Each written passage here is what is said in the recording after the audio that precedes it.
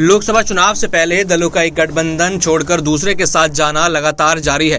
कई दलों ने बीते महीने ही पाला बदला था। कुछ दल इंडिया गठबंधन से अलग हुए तो कई दल अभी गठबंधन से अलग राह बनाने में लगे हुए हैं। दूसरी ओर कई दल अभी बीजेपी के नेतृत्व वाले इंडिया गठबंधन में आने की तैयारी कर रहे हैं। कुछ दलों की बीजेपी के साथ बातचीत अंतिम दौर में है।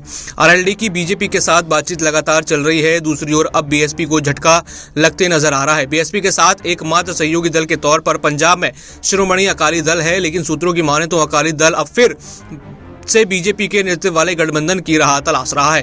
दोनों पार्टियों के बीच गठबंधन पर चर्चा हो रही है। सूत्रों की माने तो दोनों के बीच बातचीत अंतिम दौर में है।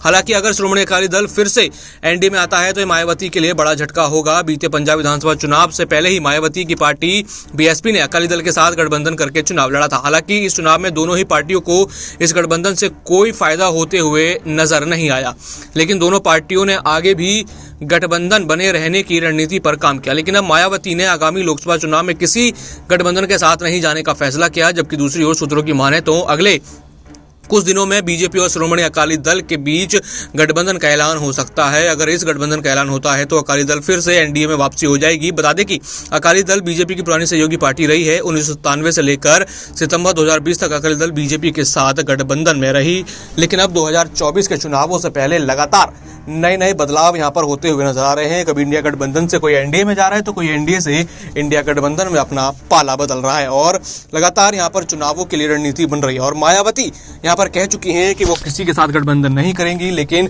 चुनाव से पहले भी कोई बड़ा फैसला आ सकता है।